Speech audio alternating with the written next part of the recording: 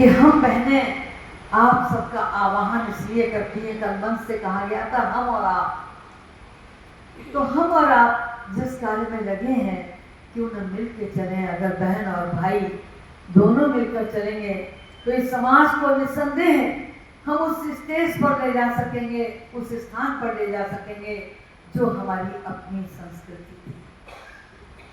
दैहिक दैविक भौतिक तापा राम राज्य काहू नहीं जापा, वो संस्कृति जहां पर किसी का प्रभाव न।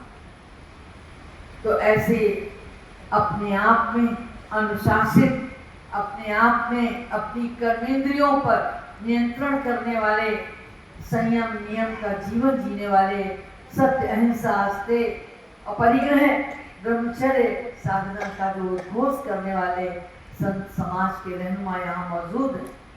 ये रहनुमा और हमारी बहनें साथ साथ एक मंच पर एक साथ न केवल ब्रह्मा कुमारी ईश्वरीय विश्वविद्यालय के प्रांगण में बल्कि समाज के प्रत्येक मोड़ पर अगर खड़े दिखाई देंगे, क्योंकि उन्होंने कहा कि उद्देश्य तो एक ही, राहें अलग अलग हैं।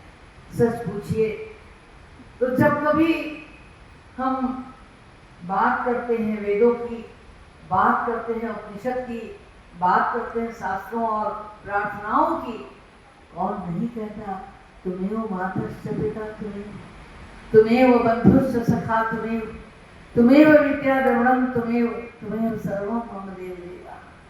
हम सबकी संकल्पना में असतो मां सद्गमय है, तमसो मां ज्योतिर्गमय। हम प्रारंभ करते हैं अपने जीवन को शुभभावना और शुभकामना के साथ। तो आज इस सम्मेलन का उद्देश्य भी वही शुभभावना शुभकामना है। रवैयात बदले, ख्यालात बदले, अगर चाहते हैं कि हालात बदले।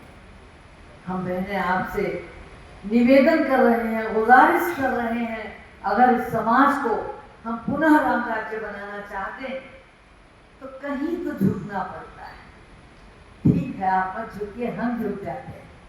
कहते हैं घड़े से बराबर गिलास भरा जाता है, पात्र भरे जाते हैं।